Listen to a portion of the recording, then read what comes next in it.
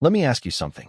What would you do if the person you loved laughed in your face when you handed them a gift you poured your heart into? Not rolled her eyes. Not acted unimpressed. I mean, full-on laughed. Then said, "Wow, that's it. That's what my wife did." She laughed. At the hand-bound itinerary. At the cabin I'd saved for. At the 4-day escape from her constant complaints about needing a break. She said it looked cheap. That she expected at least something beachy. So, I left the envelope on the kitchen table. I crossed out her name. Wrote a new one. You know who? Her best friend. And here's the part one didn't expect. She packed in 10 minutes. I didn't expect her friend to say yes so quickly. I thought maybe she'd laugh too. Maybe call me out. Maybe tell Dina. But she didn't. She called me. That's right. Not a text. A call. Within 10 minutes of reading the message. Her voice was low, cautious at first. Is this a joke? I said no. I told her I had a spare ticket. A cabin reservation. No strings, no weirdness. Just someone to share the silence with. Someone who wouldn't roll their eyes at sunsets and firewood. She didn't even hesitate. Send me the address. I'll pack. By the time Dina got home that evening, Tara's bag was already in my trunk. I wasn't trying to be cruel. Not really. I just couldn't take another half-smile. Another sarcastic at my effort. I had spent 2 years living inside that woman's cold shoulder, and I finally wanted to feel what warmth might be like again, even if it came from the one person she trusted. Dinner was tense. Dina scrolled through her phone the entire time. I asked if she'd thought more about the trip. She didn't even look up. "Lol," she said flatly. "I'm not 15. You can't impress me with a pine cabin and s'mores. That stuff is for people who think camping is therapy." I said nothing, just nodded. She didn't notice I'd set the table for 3. The next morning, I left before sunrise. Tara met me at a gas station off Route 5. No makeup, duffel bag, thermos of coffee she brought for both of us. I hadn't seen her like that before, stripped of the polished smiles she wore at parties and group dinners.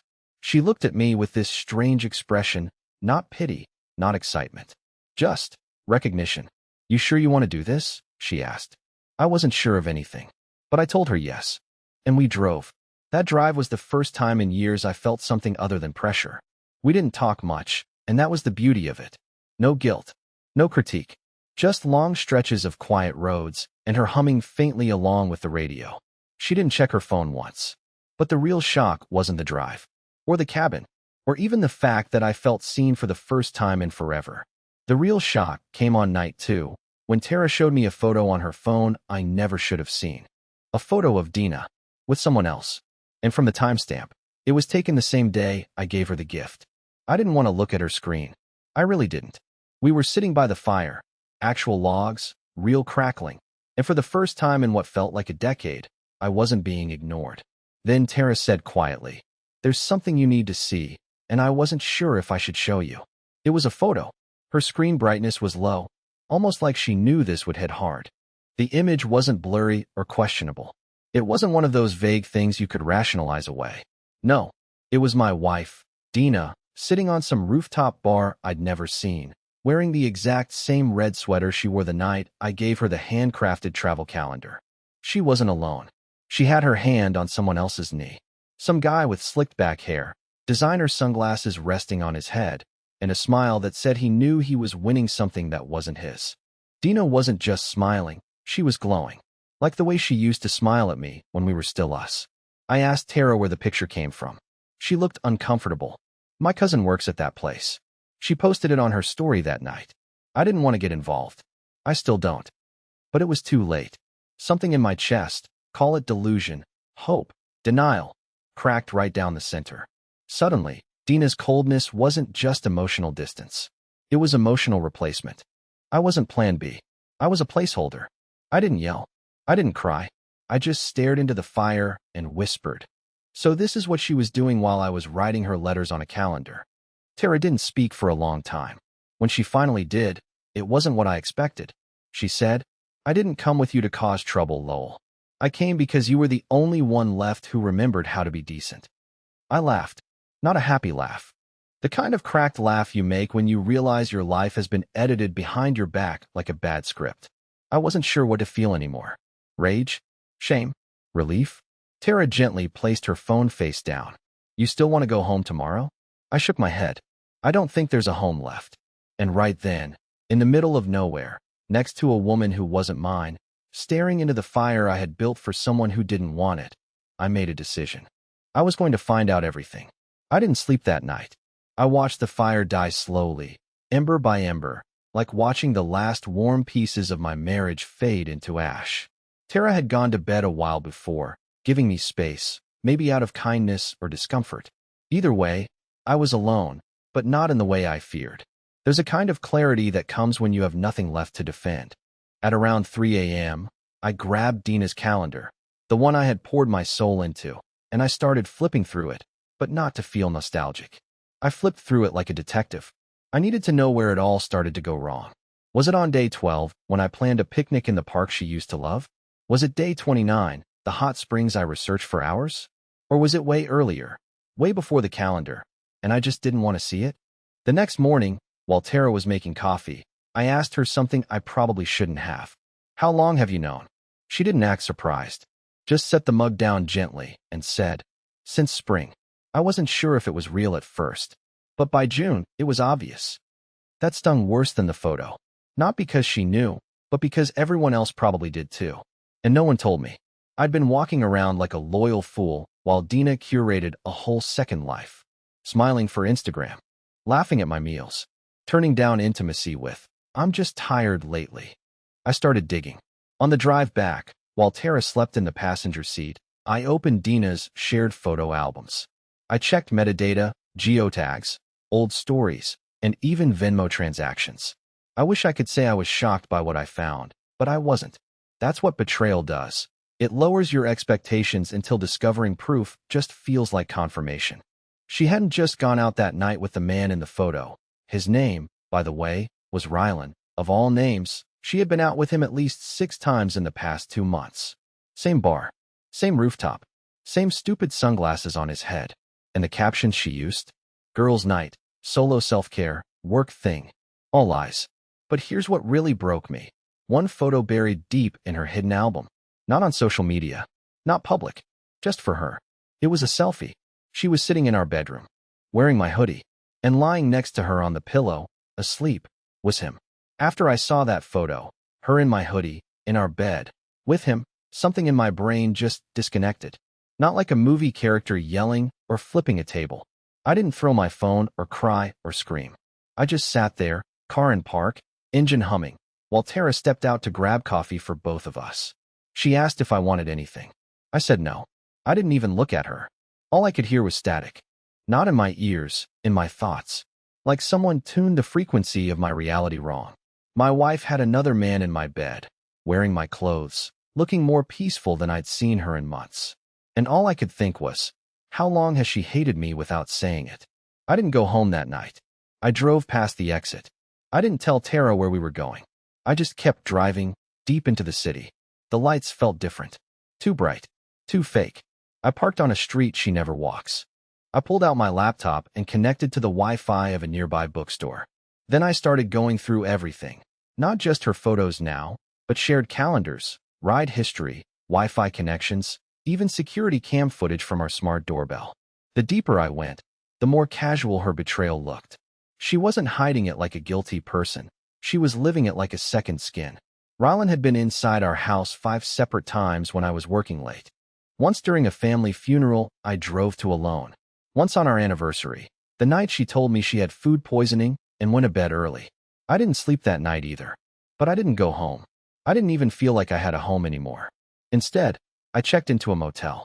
No bags, no explanation, just a digital key and a blank stare. Then something strange happened. Around 1 a.m., I saw her name pop up on my phone. Dina. First call in days. Just her name. No photo, no message. I didn't answer. She tried again. I let it ring again.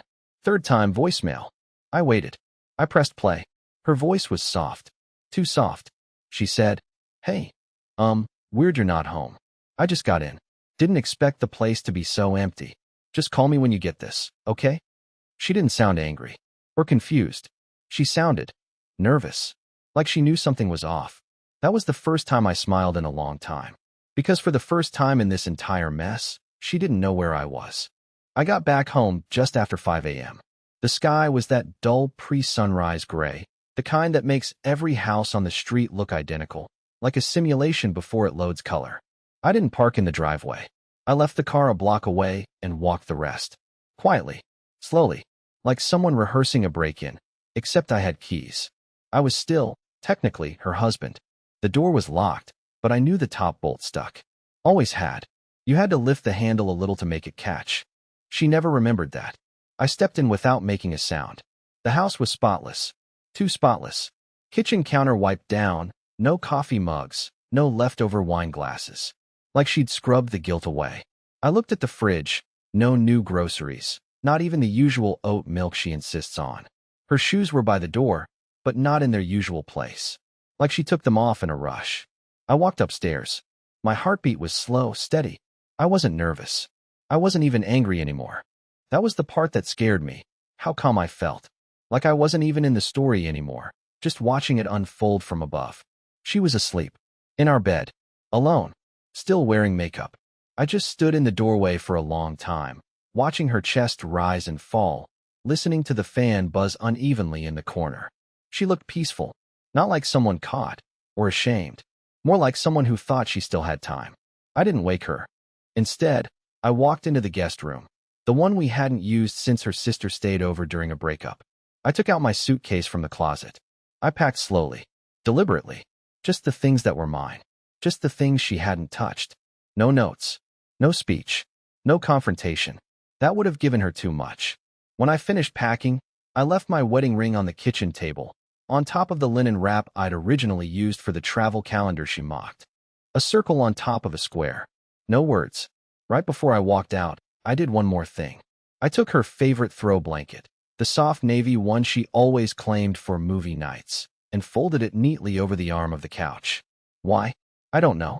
Maybe because I still wanted her to see something when she finally came downstairs. Something quiet. Something final. Something that said, I saw everything. I was here. And I left without asking for anything. She must have woken up late because her first call didn't come until afternoon. I let it ring, watched her name light up the screen, then disappear. Voicemail. Then a second call. Then a third. By the fourth, she finally left a message, her voice different this time. Sharper. Not emotional. Not even concerned. Just slightly panicked. Like someone realizing they lost something they didn't think could walk away. Lol. Okay, this is weird. Just call me, please. I don't know what this is supposed to be. I woke up and your stuff is gone. Are you trying to prove a point or something? Just talk to me. But I didn't want to talk anymore. It's incredible how much noise silence makes when someone's not used to it. I wasn't doing it to manipulate her. I just didn't owe her a reaction anymore. For once, she was the one waiting for a reply, refreshing the screen, wondering, guessing, exactly like I'd done for the last 2 years. By the sixth call, she didn't bother with calm. You're being childish. Seriously, we can talk like adults. Just come back and stop making this a bigger deal than it is. Than it is? She still didn't know what I knew. Or maybe she did, and this was her scrambling for control. Either way, I wasn't going back. I wasn't sleeping in sheets another man had shared. I wasn't going to open the fridge and pretend not to see the food he liked that she randomly started craving. Instead, I drove out to a small place I found online. A short-term rental 2 towns over, quiet, wooded, clean. The kind of place that didn't ask questions if your credit card cleared. I unpacked my bag, turned off my phone, sat in the unfamiliar bed and just existed. It wasn't peace. Not yet.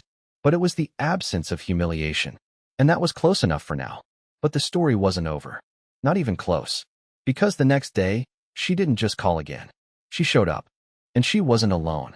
I was staring out the window when I saw her car pull up. She hadn't called this time. Just showed up unannounced, like she still assumed access. As if the silence was just another fight to be won. The car door opened. She stepped out. Hair perfect. Jacket loose over one shoulder. Then, to my complete lack of surprise, the passenger door opened too. And he stepped out. Rylan. He stayed by the car, arms crossed like some backup singer who didn't get the solo. She walked to the door alone. Knocked. Waited. Knocked again. I didn't move. She called out my name, lightly at first. Then louder. I watched her glance back at him, then back toward the door. I could feel her panic grow by the second. I didn't answer. She rang the bell. Knocked again. I watched her body language shift, first irritation, then confusion, then something close to fear. Because for the first time, she realized she couldn't predict what I'd do next. Her control didn't work anymore. I stood in the shadows of the hallway, just far enough back that she couldn't see through the frosted glass. She said, "Lowell, please. I just want to talk. You can be mad. I get it. But this isn't the way." But it was. It was exactly the way. I let her talk to the door for 2 full minutes. Then she stopped. No yelling. No crying. Just silence. And then she left. The car started. They pulled away. I didn't follow. I didn't need to. That night, I opened the windows in the rental. Let the cold air in. Put on music, my music, not the playlists we used to share. I made a simple dinner and actually tasted it. No second guessing. No compromise. I finally felt something I hadn't felt in years. Stillness. Not the kind that's empty. The kind that's earned. And maybe someday I'll fall in love again. Maybe not. But at least I'll never waste another calendar page on someone who smirks at the parts of me I used to be proud of.